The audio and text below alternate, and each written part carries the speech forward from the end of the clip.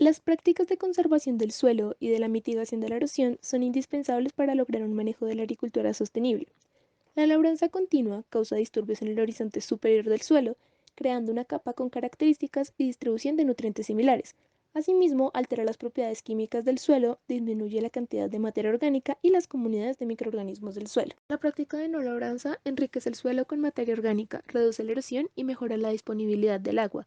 Aquí también se incrementa el potencial de fijación de nitrógeno, biomasa microbiana, actividades enzimáticas y la mineralización del nitrógeno. Por ello, es considerada una práctica beneficiosa para la preservación del suelo, puesto que los microorganismos existentes en él son importantes en procesos fundamentales del ecosistema. El objetivo del presente estudio es comparar los efectos de la labranza continua, la labranza mínima y la no labranza e identificar los taxones microbianos que responden y son indicativo del manejo de labranza. En general, cómo las prácticas de la tierra alteran el complejo planta, suelo y ecosistema microbiano. Materiales y métodos. Descripción del lugar. El campo de estudio se ubicó en el norte de Israel bajo un medio seco, con una precipitación anual promedio de aproximadamente 375 milímetros en dos sitios. Modelet, que lo representaremos con MO, y Ed Harod Mehat, que lo representaremos con EHM. En cada sitio se asignaron tres parcelas de 0,5 hectáreas para cada práctica de labranza. CT, que es suelo labrado una vez al año, MT, que es suelo labrado una vez cada 3 años, y NT, que es suelo no labrado. La rotación de cultivos se aplicó en ambos sitios bajo todas las prácticas de labranza. Cada parcela se subdividió en tres subparcelas y se cultivó con leguminosas para heno, o trigo para granos. Se categoriza el tipo de suelo de ambos lugares donde se realizó el estudio. Según la taxonomía de suelos de USDA, este es catalogado como un vertisol. Para estos análisis se sacan 5 réplicas de cada tratamiento, en total 168 muestras. Cada muestra es tomada a una profundidad de 1 a 5 centímetros y se ponen a -80 grados centígrados para extraer su ADN. Las propiedades estudiadas son la concentración de materia orgánica, nitrato y fosfato, la conductividad eléctrica y la concentración de cationes. Por otro lado, en la saturación de la muestra del suelo se estudia la disponibilidad de potasio, calcio, magnesio y sodio, y la relación de absorción de este último, que es una medida de susceptibilidad del suelo a la salinidad. Todo esto se estudia mediante la prueba T-Student. Se utilizan tubos Kime modificados para generar resúmenes taxonómicos utilizando la unidad suboperacional taxonómica más conocida como OTU. Adicional, las secuencias van a ser duplicadas para sacar una lista única de secuencias. Asigna un algoritmo estándar Kime modificado para solo considerar los niveles taxonómicos que ya tengan un nombre establecido. Cualquier secuencia que no contara con al menos 10 recuentos se va a llamar una secuencia independiente. Secuencias mitocondriales, cloroplásticas y otus con menos de 10 secuencias en las muestras serán removidas. Se hallan los índices de diversidad SHA-1, Simpson, Dominance y Shannon. La diversidad beta es analizada utilizando métodos asimétricos. Asimismo, el escalamiento multidimensional basado en las matrices de distancia de Bray-Curtis va a ser aplicado en la comparación de índices entre muestras de labranza. Actividades y estadísticas del suelo. Todos los resultados se calcularon utilizando suelo secado al horno. El potencial oxidativo del suelo fue estimado midiendo la actividad de la deshidrogenasa, DEHD, y la actividad microbiana se midió por el hidrólisis de diacetato de fluoresceína, FDA. Las OTU que se enriquecieron o agotaron en los diferentes tratamientos se trazaron en un mapa de calor a lo largo de la línea de tiempo experimental completa del estudio. Básicamente lo que se hizo fue un análisis de las muestras de las comunidades microbianas que se tomaron a través de la secuenciación del genoma en Kime. Kime es una herramienta bioinformática que les permitió hacer un control de calidad sobre las lecturas de secuenciación de entrada agrupando el nucleótido del gen marcador. Las OTU se clasificaron por afiliación taxonómica a nivel de filo, como lo hemos representado en las bandas de color, y por patrones de abundancia en cada tratamiento. El análisis de correlación canónica se realiza utilizando OTU con 10 o más recuentos en el conjunto de datos. Este es un método de análisis multivariante cuyo objetivo es buscar las relaciones que pueda haber entre dos grupos de variables y la validez de las mismas. En el caso de este estudio, se hizo para identificar los factores ambientales correlacionados con la estructura de la comunidad microbiana y para probar si existen diferencias significativas entre los grupos de tratamiento. Además, se complementó con un análisis estadístico de varianza ANOVA. Se hizo un análisis molecular del genoma microbiano presente en estos suelos. Se extrae y aísla el ADN de 0,2 gramos de suelo utilizando un kit para este fin. Ese material genético extraído se amplifica con PCR usando los cebadores 515F y 806R provenientes de proyectos anteriores para la caracterización de poblaciones microbianas a partir de la región variable B4 del ARN ribosomal en la subunidad pequeña. Estos transcriptos de ARN se emplearon para conformar una biblioteca que básicamente son muchas secuencias de ADN de un solo genoma, es decir, fragmentos cortados en diferentes puntos, que luego se secuenciaron en un sistema llamado Illumina, donde al sintetizarse ese ADN se generan señales luminosas que son detectadas por sensores. Este permite distinguir qué tipo de nucleótido se ha unido a la cadena y la cantidad de acuerdo a la coloración que arroja. Abajo ven una imagen negra con punticos de colores, así se ve este sistema. Posteriormente se forman bibliotecas nuevamente y se organizan en un software para finalmente publicar estas secuencias en NCBI, que es una base de datos de investigación molecular. Los cultivos se cosecharon cada año en el momento óptimo para cada cultivo. Los granos se cosecharon usando una cosechadora New Holland y el heno se cosechó con una segadora de heno. El producto de cada parcela fue adquirido por separado y el rendimiento se calculó como peso por parcela. Para el análisis de malezas se lleva a cabo 3 muestreos en el año por cada práctica de labranza. Aquí la medición va a ser realizada por la identificación de especies a lo largo de cada una de estas y se va a realizar un control de malezas evidenciando que el efecto del herbicida va a tener diferente duración en cada tratamiento. Las principales plagas de mamíferos e insectos fueron monitoreadas cada año. Entre estas están las hormigas cosechadoras, los topos, los ratones de campo, los escarabajos, las orugas, las polillas y las moscas. Los roedores y las hormigas se muestraron después de la cosecha. Se contó el número de entradas a las madrigueras y el número de nidos presentes en las parcelas. Para los escarabajos se contaron las marcas que estos dejan en el suelo, y para las larvas de gusano se tomaron muestras a ciertas profundidades. Para las moscas y las polillas se instalaron Rimi Tramp, que son papeles de goma de color amarillo, el cual es llamativo para ellas y contiene unas hormonas similares a las de su especie que las atraen, y como resultado quedan adheridas. Estas trampas se colgaron en medio de cada parcela y se revisaron semanalmente. Se usaron análisis estadísticos mediante ANOVA y 2K cuando los datos eran significativos para cada tratamiento de labranza.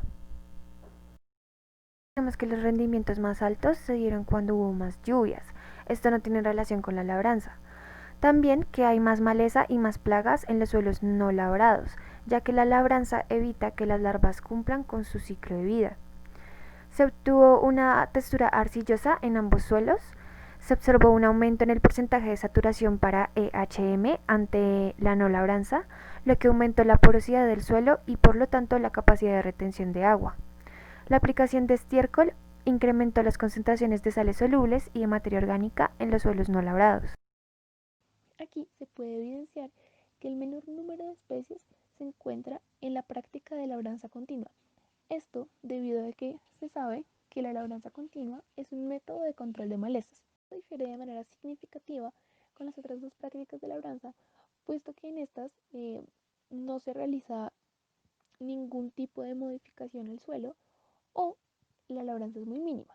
Cuando es mínima, se puede evidenciar que el número de especies va a ser similar al de la práctica continua. En la figura 2 podemos ver la actividad de EHD y FDA en los dos sitios. Las flechas hacia arriba indican cuando se labró y hacia abajo cuando se agregó estiércol.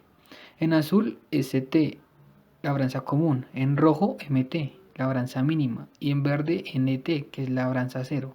La actividad de cada enzima se compara en miligramo por kilogramo de suelo seco. Comparando la FDA en los dos lugares A y B, podemos ver que la actividad es mayor en B, siendo que este lugar se labró menos.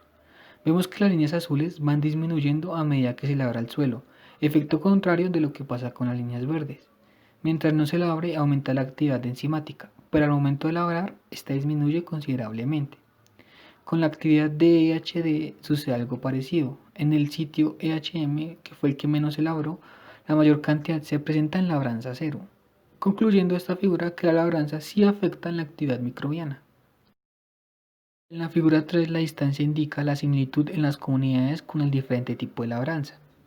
En los cuadros A y B se muestra la similitud de las comunidades en los dos sitios. Por ejemplo, en el cuadro A, la comunidad de los suelos MT se parecía a los suelos CT en muestreos tempranos, pero gradualmente se volvió más similar a los suelos NT. Después, cuando el campo MT fue elaborado, su patrón se volvió más similar de nuevo al CT, al del principio. En la última muestra, en los cuadros vacíos, vemos la gran distancia que hay entre NT y los otros tipos de labranza, lo cual nos puede indicar que la labranza cambió la comunidad microbiana.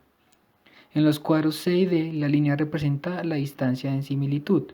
Comparan CT y MT con NT en los dos lugares. Podemos observar que en los dos lugares MT tiene más similitud con NT, por lo tanto la labranza no solo disminuyó la actividad microbiana, sino también afectó fuerte y acumulativamente a la comunidad con el tiempo. En términos generales, en comparación con NT, en CT resultó una disminución significativamente en la abundancia relativa de bacterias, protobacterias y bacteroidetes dominantes, y el aumento de abundancia activa de Crenabacteriota y Firmicutes en los dos lugares. En la figura 4, en los cuadros A y B, podemos ver los cambios mediados por la labranza a nivel de taxones basados en el gen 16S del RNA ribosomal en la comunidad microbiana. Los cambios más significativos entre CT y NT se señalan con un asterisco, como es el caso de las protobacterias que fueron más abundantes en NT.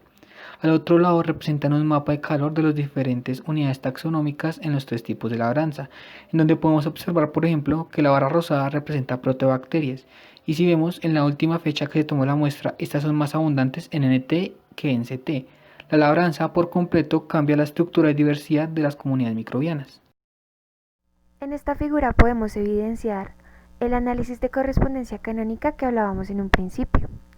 En este, las variables ambientales del suelo son las características limitantes.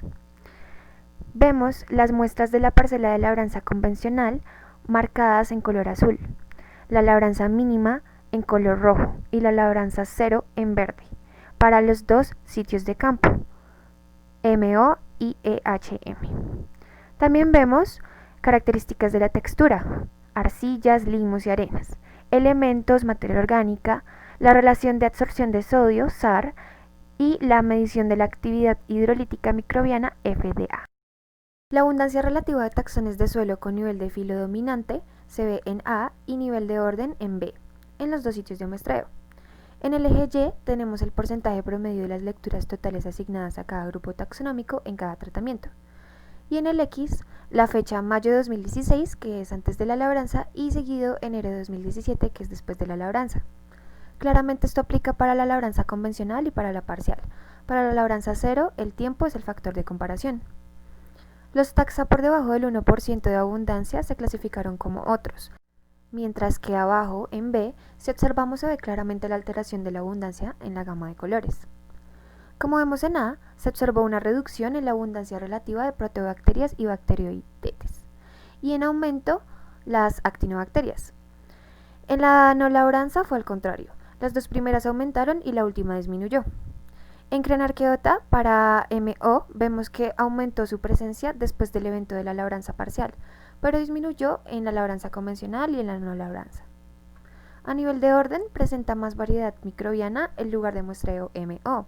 Sin embargo, en términos generales, la abundancia relativa de actinomicetales bajó tras la labranza parcial y gailelales aumentó en MO, así como acidimicrobiales en EHM. Cabe mencionar que la ventilación y por ende los niveles de oxígeno son más altos en suelos labrados. Filos como gailelales y santomonadales aumentaron su abundancia con la labranza y otros como actinomicetales y citopagales la disminuyeron. Es por esto que la disponibilidad de materia orgánica compleja luego de una sola labranza baja. Asimismo, los efectos de la labranza sobre el suelo son acumulativos. Conclusión, los suelos bajo la práctica de labranza cero muestran un aumento en la nitrificación total, en sales, en diversas actividades enzimáticas y en la diversidad de la biomasa microbiana. Todo esto favoreciendo el rendimiento del cultivo, a pesar de tener también un ligero aumento en malezas y plagas. Por lo tanto, es recomendable no labrar los suelos para favorecer estos procesos y asimismo nuestro cultivo. La labranza reduce la abundancia de bacterias heterotróficas y promueve la presencia de aeróbicas. Perturba el microbioma del suelo, impactando la sostenibilidad del mismo y los parámetros agrícolas. Por último, queremos mostrarles cómo se ve un suelo labrado y cómo se ve uno no labrado. Cuando no se labra, se recupera la estructura del suelo. Como evidenciamos, se observa la materia orgánica en descomposición encima. Esto hace que las gotas de lluvia caigan sin erosionar, se fomente el hábitat para que las lombrices vivan y generen humus, para que se oxigene el suelo y se descompacte por acción de las hormigas. Además, hay una buena disponibilidad de nutrientes y acción de los microorganismos. Como vemos, tiene una excelente penetrabilidad y las raíces se deshacen fácilmente. El labrado genera terrones de arcillas duras como piedras. La materia orgánica enterrada seca el suelo, y esto no es muy favorable para nuestros microorganismos y su ciclaje de nutrientes. Además, la maquinaria elimina las malezas. Es importante recordar que la cobertura vegetal protege el suelo de las condiciones de intemperie como los rayos del sol directo.